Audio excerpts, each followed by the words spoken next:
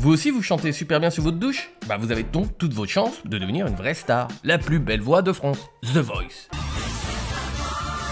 Le célèbre programme de TF1 réunit des millions de téléspectateurs. C'est un succès indéniable avec plus d'une dizaine de saisons au compteur. Très rare de perdurer autant de temps pour un programme TV. C'est quoi la formule magique de cette émission qui paraît si parfaite sous tous ses aspects? Certainement de faire miroiter un statut inaccessible au commun des mortels, remplir des salles de concert, vendre des milliers d'albums, vivre de sa passion, la musique. C'est sûr que c'est plus sexy à vendre que de devenir éboueur dans les rues de Paris. Mais The Voice se joue de vous en capitalisant sur un levier que vous ne pouvez contrôler. Le programme est conçu pour que vous vous identifiez à des candidats magnifiés par de belles histoires dignes des meilleurs contes de fées. Mais dans quel but? Pour que vous regardiez, que vous consommiez, que vous votiez. Allez, il est temps pour vous de découvrir la mécanique machiavélique et bien huilée de The Voice. Vous êtes sur la chaîne du disrupteur. Attachez vos ceintures. John de Mol, grand pape de la télévision néerlandaise, créateur du concept Big Brother de la télé-réalité, est également initiateur de l'émission The Voice of Holland, programme qui remporte un vif succès. Les autres pays, dans un souci d'originalité certain, décident d'acheter le concept clé en main. Tout ce qu'il faut pour être dans la stratégie du copier-coller, mais bon ça marche ou pas, on verra dans la suite de la vidéo. Les États-Unis lancent leur première de The Voice en 2011. Adam Levine, chanteur du groupe Maroon 5, Black Shelton, chanteur de musique country, Christina Aguilera, chanteuse de R&B et de pop, et CeeLo Green, chanteur dans le rap, la funk, le R&B ou la soul, sont les coach stars de cette première édition qui remportera également un grand succès. La saison suivante le sera tout autant avec plus de 17 millions de téléspectateurs. Les Français s'intéressent de près au concept. M6 et TF1 sont sur le coup, et c'est finalement la première chaîne qui remportera le gros lot. TF1 lance en fanfare la première saison. Florent Pagny, Jennifer, Garou et Louis Bertignac sont les coachs stars de cette première mouture. Le succès est au rendez-vous avec plus de 9 millions de téléspectateurs. The Voice devient une vraie machine de guerre audiovisuelle. Petit chiffre sympa au passage, les coachs perçoivent environ 400 000 € pour l'émission. Kenji Chirac, un des vendeurs les plus connus du programme, vendra 600 000 copies de son premier album. Très beau score que TF1 n'hésitera pas à en mettre en scène pour valider le bon fonctionnement du programme. Kenji se situera dans le trio de tête des plus gros vendeurs de l'année 2014, juste derrière Stromae. J'ai réalisé une superbe étude de cas sur le chanteur Stromae. Concept de marque et différenciation sont au cœur de son succès.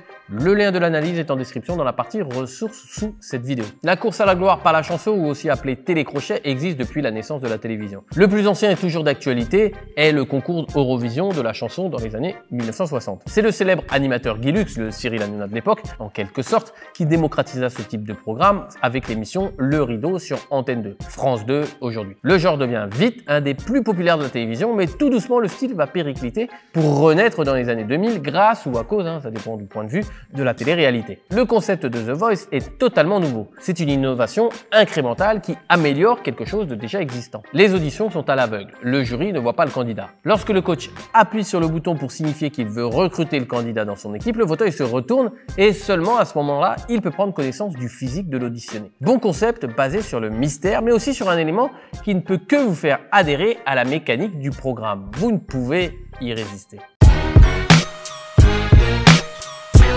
Une femme aveugle qui chante merveilleusement bien et qui se bat pour faire connaître son talent malgré son handicap. Ce jeune homosexuel qui a subi du harcèlement scolaire et qui a trouvé dans la chanson un exutoire. Ce jeune homme qui chante pour sa sœur décédée des années auparavant. Ce sont tous des candidats The Voice. Ils sont traités comme des personnages, avec une histoire, la plus touchante soit-elle, à mettre au service des émotions des spectateurs. La mise en scène de leurs portraits avec de grosses touchées de bons sentiments en font de parfaits stéréotypes. On critiquait souvent ça, parfois ça pouvait m'arriver d'être un peu rejeté par rapport à ça. Maintenant j'ai vraiment trouvé ma voix, je sais ce que je veux faire, je sais que je veux chanter, je ne me vois pas faire autre chose que chanter. Le programme est en phase avec notre société qui se veut de plus en plus bienveillante, mot galvaudé faisant partie de l'attirail sémantique du marketing de Claude. C'est une dramatisation excessive des événements. On dirait au mieux soit un scénario de film, soit au pire une mauvaise pub. Juge-t-on sur le talent? Sur l'histoire? Sur les deux? C'est ce qu'on va voir. Les émotions obstruent la vision de la raison, mais elles permettent d'engager très vivement le spectateur. Ce dernier se reconnaît en son candidat favori qu'il défend ardemment, auprès duquel il se sent proche de par son histoire. Le storytelling est une technique de communication basée sur l'utilisation de schémas narratifs. En d'autres termes, c'est l'art de raconter des histoires. Et ça, The Voice le fait très bien. Le storytelling, c'est la base des contes de fées et de quasiment tous les récits que nous entendons au quotidien. La règle des 5 W est une technique d'écriture utilisée pour l'ensemble des rédacteurs. Cette abréviation est l'acronyme anglais de Who, What, Where, When, Why. Oui, je sais, je suis polyglotte. Who pour qui? Un personnage. What? Pourquoi? Une intrigue. Where? Pour où? Une scène, un décor, un lieu. When? Pour quand? Une époque. Why? Pourquoi? Une motivation, un désir. Maintenant que nous avons les éléments clés du récit, voyons comment le mettre en scène. Pixar, le célèbre studio de production de films d'animation, a basé son succès de narration sur une structure fondamentale pour tous ses récits. Il était une fois, chaque fois, mais un jour. À cause de ça, jusqu'à ce que finalement, et depuis ce jour. Et voilà, maintenant que vous avez la structure, observez bien la magie du storytelling des portraits des candidats de The Voice. Moi, c'est Maria. Je suis irlandaise. J'habite en Lorraine avec mon mari et mes 7 enfants. Je sais que ça se voit pas, mais je suis aussi aveugle. Ça fonctionne à tous les coups. Le storytelling de marque permet de transmettre les valeurs d'une marque à travers une histoire. The Voice l'utilise pour les portraits, mais également au travers de tous les portraits qui forment une histoire globale. The Voice, c'est un programme différent pour des personnes différentes. La différence ne doit pas influencer le choix des coachs ou pas, mais ça, on le verra plus tard. Le mystère fait partie intégrante du programme. Le coach ne sait pas qui est la personne qui l'entend. Là encore, c'est synchronisé avec une société qui tend à choisir en fonction de critères de compétences et non en fonction de critères physiques. Ces inconnus, qui sont magnifiés par le storytelling, peuvent choisir leur coach, leur star. Ok, eh bien maintenant tu es maître de ton choix. Le fantasme de l'inconnu face à la star intouchable qu'il n'aurait jamais eu l'occasion de rencontrer dans la vie réelle. C'est carrément une satisfaction ultime, renoncer aux avances d'une star. Comme le candidat ne peut choisir qu'un seul coach, si plusieurs se sont retournés, il peut donc éconduire les autres. Ce serait comme éconduire la femme que vous souhaitez tant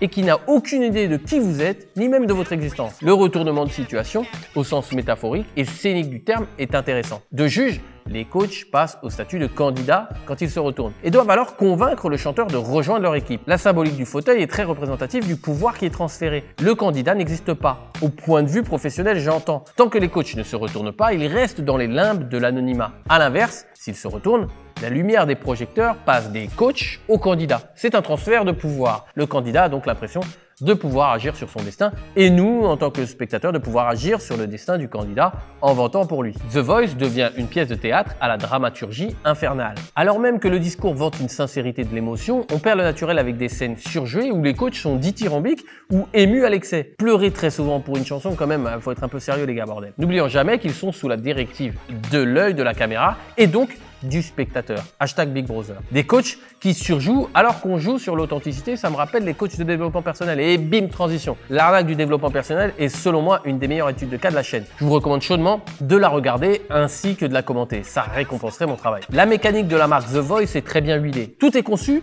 pour que nous soyons absorbés dans le programme. Le candidat est l'objet de toutes les intentions, mais il ne sait pas ce qu'il va advenir de lui. Nous, spectateurs, nous voyons tout, mais nous ne savons rien de la suite des événements. Les coachs sont maîtres du scénario, mais ils ne voient rien de ce qu'il se passe. Pire, ils regardent un public qui, lui, voit les coachs et les candidats et eux-mêmes sont observés par les téléspectateurs. Les coachs sont choisis de manière hétérogène pour plaire à tout type de public. Prenons la saison en cours ou qui vient de se dérouler, ça dépend quand est-ce que sera publiée cette vidéo. Florent Pagny est un chanteur qui a commencé à la fin des années 1980. Excellent chanteur de variété française, il comblera les attentes des plus anciens. Marc Lavoine est encore plus ancien puisqu'il commence en 1984. C'est un chanteur à succès, mais moins populaire que Pagny, moins spectaculaire, moins chaud, plus intime. Amel Bent débute sa carrière dans le programme de la Nouvelle Star de M6 en 2004. Elle finit 3e en s'associant avec des artistes R&B et rap.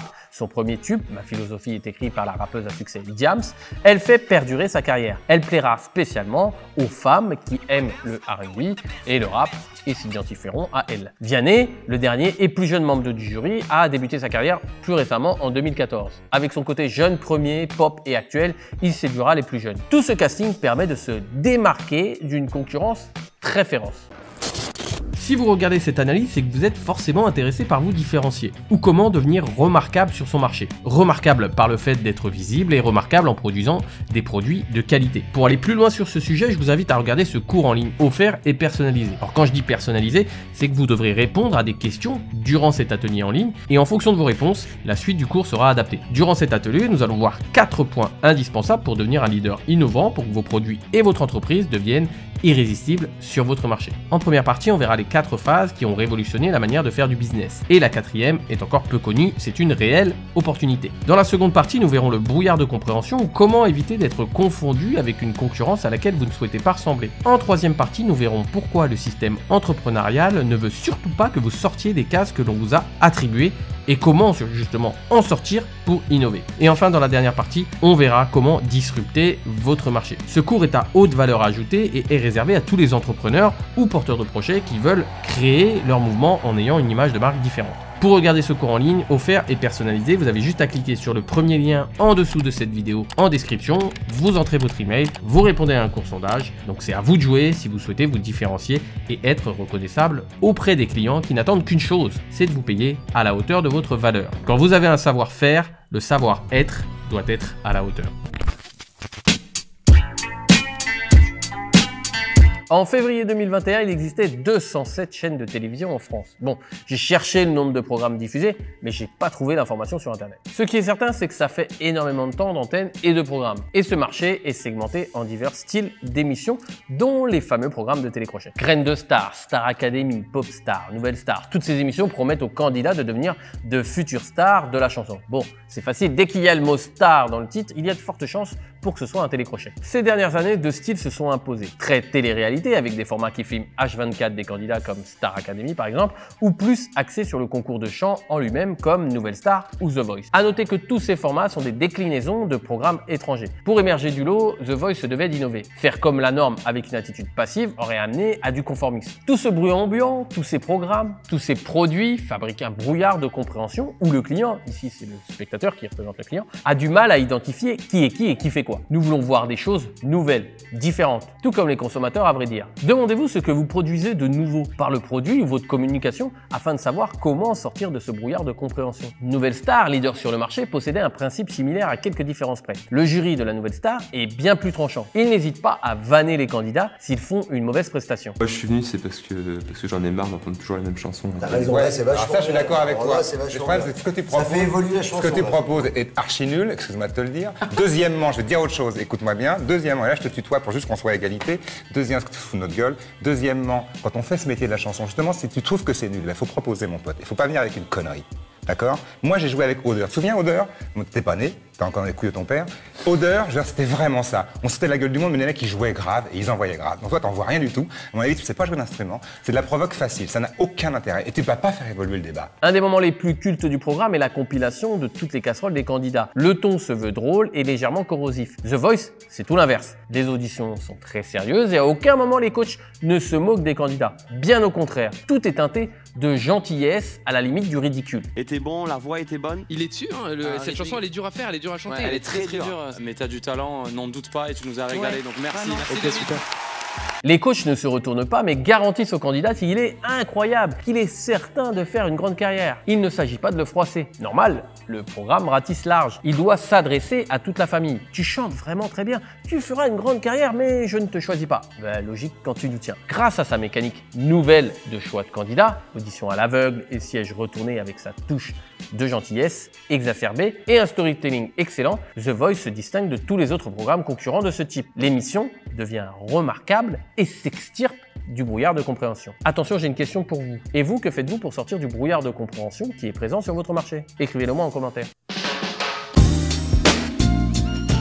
J'ai créé la chaîne du disrupteur pour tous les porteurs de projets et entrepreneurs qui veulent changer les choses, être différents. Dans un monde marketing où la communication se clone à l'infini, il faut tirer son épingle du jeu pour attirer l'attention des clients. Plus les clones se copient, plus ils en perdent en identité. On ne devient pas une référence sur un marché en copiant les autres acteurs. The Voice a innové, The Voice a fonctionné, mais The Voice n'a pas su se renouveler. C'est là où se situe la difficulté. Le marché se met toujours à niveau. Les clients finissent par s'habituer et dès qu'un nouvel acteur plus sexy et plus innovant arrive, c'est le point de bascule qui voit de nombreuses marques s'arrêter. Souvenez-vous de l'essor de la marque Kodak. Elle créa l'appareil photo numérique en pensant renouveler l'usage de la photo. Ce fut le cas, mais pas comme elle le croyait. Kodak était convaincu que cela allait faciliter la prise de photos et donc l'impression de celle-ci. Petit oubli, la consultation de photos changea avec l'avènement d'Internet. Résultat, Kodak a innové, a fonctionné, mais n'a pas su se renouveler. L'érosion de l'audience montre un désintérêt croissant pour le programme. La première saison culminait à plus de 9 millions de téléspectateurs. La 11e est en dessous des 5 millions, soit presque 2 fois moins. Une fois retiré les quelques couches de nouveautés, le cœur du produit est exactement le même qu'à l'habitude, un banal télécrochet. En 2007, Julien Doré, vainqueur de la 5e saison de La Nouvelle Star, avait complètement disrupté le programme avec un nouveau type d'interprétation. Le candidat réinterprète le morceau à succès de Alizée, Moi Lolita, en version plus pop et plus tragique.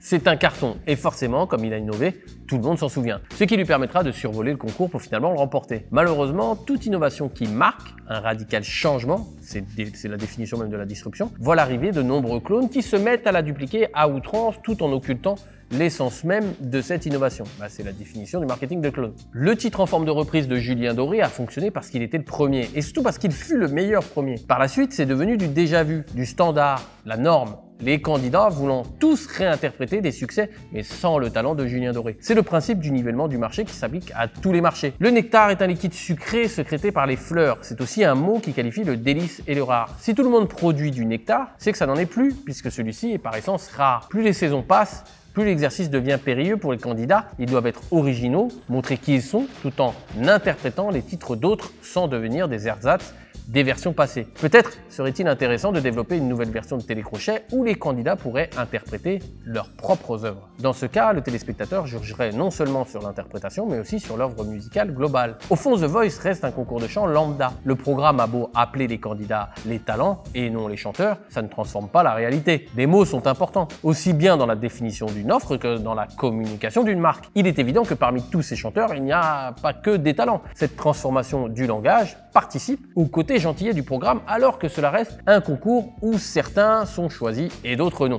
comme l'histoire de la vie quoi. Comme le disait Alain Berberian, réalisateur du film La Cité de la Peur, on peut tromper une personne 1000 fois, on peut tromper... Merde, en plus je me cours, c'est excellent. On ne peut pas tromper une personne 1000 fois. Si, on peut tromper 1000 personnes 1000 fois. Non. Non, on peut tromper une fois 1000 personnes, Odile, mais on ne peut pas tromper une fois 1000 personnes. Et c'est exactement pareil avec les clients. Le concept du fauteuil qui se tourne ne suffit plus à masquer des pratiques douteuses qui ternissent l'image de marque de The Voice. Les réactions surjouées des candidats et même des coachs qui se savent filmer peuvent s'expliquer. The Voice est en réalité une promotion déguisée d'artistes déjà confirmés qui cherchent un coup de projecteur plutôt que de la découverte de chanteurs de salle de bain qui souhaiterait devenir chanteur. D'ailleurs, faut-il être nécessairement connu pour être un chanteur confirmé? Vous avez 2 heures et je ramasserai les copies. Ainsi, ces dernières années, nous avons vu d'anciennes stars passer le casting. Claire Litvin, ancienne gagnante de Popstar, télécrochet de M6, avec le groupe L5, ou encore, plus surprenant, Éric Dimeco, l'arrière-gauche de l'Olympique de Marseille dans les années 90. Le recrutement des talents se fait également via les réseaux sociaux. Plus avantageux de faire venir des chanteurs ayant déjà une communauté engagée. Ça fait plus de téléspectateurs et surtout plus de personnes prêtes à voter pour le candidat qui est déjà très suivi avant sa mise en lumière. C'est le combat du fantasme versus la réalité. Très peu sont élus, très peu gagnent et encore moins nombreux sont les stars qui émergent de ce type de programme. Tout le monde le sait très bien. Mais le fantasme l'emporte tout de même. L'outil de la télévision est encore très puissant pour la notoriété. Des youtubeurs au succès évident, comme par exemple Norman et Cyprien, furent recrutés par TF1 pour toucher la jeunesse alors que ces 2 derniers youtubeurs n'en ont pas vraiment besoin. Pourquoi y vont-ils alors? La télé, ça reste la télé. Dans l'imaginaire collectif, ça reste un aboutissement. Le tampon « je suis passé à la télé » reste bien plus fort que celui de « je suis sur Internet ». De nombreuses pages de vente sur le net se retrouvent avec des mentions « vues sur TF1 »,« vues à la télé », alors que plus de 99% de la communication de ces entreprises se situe sur le web. Combien de Kenji Chirac ou de Amir ont émergé du programme pour combien de candidats retombés dans l'anonymat aussi vite qu'un siège qui se retourne? Comme Stéphane Rizon, le tout premier gagnant de The Voice en 2012. Le mystère de l'audition à l'aveugle ne l'est que pour les coachs. Pour les téléspectateurs, tout est différent puisqu'ils les voient. Ils peuvent donc déjà avoir une affinité physique avec le candidat. Ce programme est une pièce de théâtre. Tout y est écrit et cadré à tel point que les émotions que doivent ressentir le spectateur en devient exaspérant et prévisible. Entre le storytelling de l'émotion, une audition non basée sur le physique, mais en fait pas vraiment, un recrutement selon les critères de communauté ou de chant déjà professionnel, on s'aperçoit vite des travers du programme. De nombreuses polémiques en émergent. Mais pourquoi TF1 s'obstine à laisser à l'antenne un programme qui fédère de moins en moins?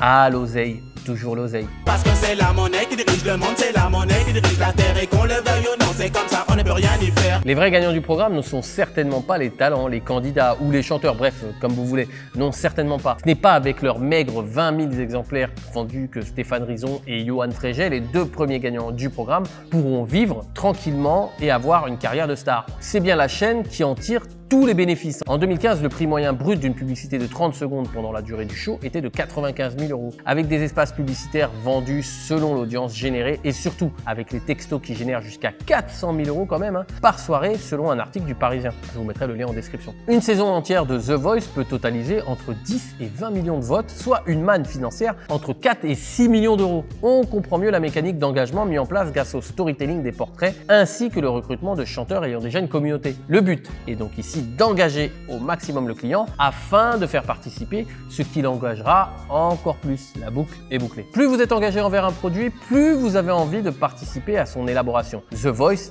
est un produit participatif. Les téléspectateurs ont le sentiment d'influencer le cours de l'émission grâce au vote, alors même qu'ils sont déjà orientés avec la mise en scène du programme. TF1 renforce parfois son procédé dramatique en laissant le téléspectateur écouter un candidat sans le montrer. Il se met ainsi à la place du coach. Il devient acteur du programme en se transformant depuis son salon en coach. Chaque numéro de The Voice rapporte presque 3 millions d'euros entre les spots publicitaires, l'envoi de SMS pour sauver tel ou tel participant, les partenariats sur les réseaux sociaux. Elle peut se permettre de payer un peu plus ses jurés ou mettre des paillettes dans les yeux des téléspectateurs avec des portraits léchés et mis en scène avec un scénario digne d'Hollywood. Les partenaires sont aussi vainqueurs, leur nom est repris pendant l'émission et surtout sur les réseaux sociaux qui partagent efficacement les moments les plus émouvants du programme. Ah, quand l'émission nous tient, plus rien ne nous retient. La marque de cosmétiques Sephora n'hésitera pas à renforcer son partenariat avec le programme en mettant sur la table 800 000 €. La marque The Voice s'étend. L'extension de son branding touche tout un tas de produits très raccords qui se rapprochent tous du monde de la musique, micro, enceintes, jeux vidéo, et également un autre programme destiné aux plus jeunes,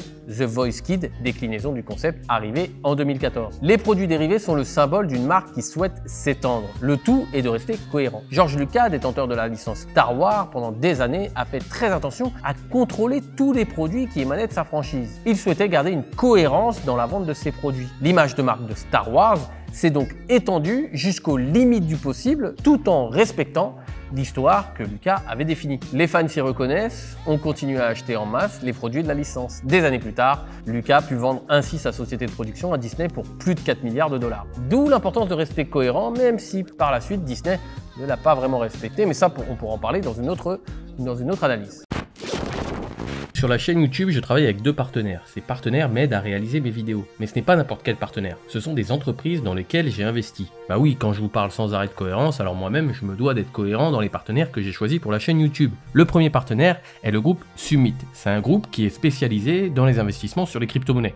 Pour faire clair et pour faire bref, ça fait plus de 2 ans que j'ai investi dans ce service et j'en suis très content puisque j'arrive à un rendement moyen de 4,4% par mois pour cette période avec un pic de rendement à 11,64%. Plutôt pas mal, voire même très intéressant. Pour en savoir plus sur le groupe Summit, vous avez un lien dans la description de cette vidéo pour aller sur le site, ainsi qu'une interview sur la chaîne qui parle en détail de cet investissement et des crypto-monnaies en général.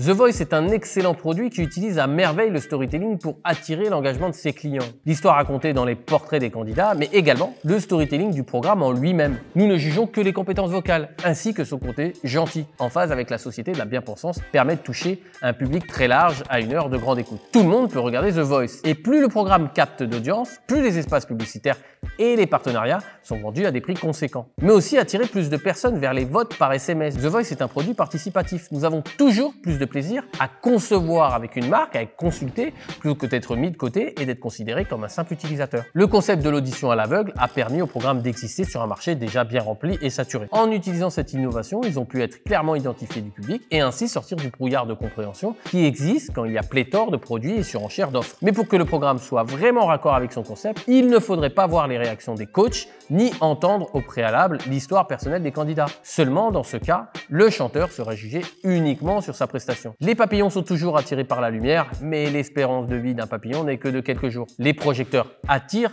toujours plus de candidats. Dans une société de l'image, un casting de The Voice a certainement plus d'attrait qu'une annonce du Pôle emploi. Peut-être y a-t-il beaucoup plus de candidats au premier qu'au second d'ailleurs. Les candidats de The Voice sont parés ou pas pour devenir des stars du jour au lendemain. Une infime partie est choisie et une partie encore plus maigre pourra perdurer. Le prix à payer est quand même très lourd. Avec le marketing de clone, on peut s'attendre à tout, puisqu'il n'y a de valeur sur rien. The Voice est prêt à tout pour continuer à engranger un maximum de gains. En fonction de ses valeurs, on sait à quoi s'attendre d'une marque qui souhaite perdurer, même si cela ne l'empêche pas de continuer à innover. Pour exister, The Voice a su dès le début, moins après, qu'il ne fallait en aucun cas que le programme soit l'énième copie d'une copie, sinon il se verrait transformé en photocopieur. Merci à tous d'avoir regardé cette vidéo. Si vous voulez vous abonner à la chaîne, cliquez ici. Et si vous voulez plus de vidéos, cliquez là. On reste connecté. À plus tard.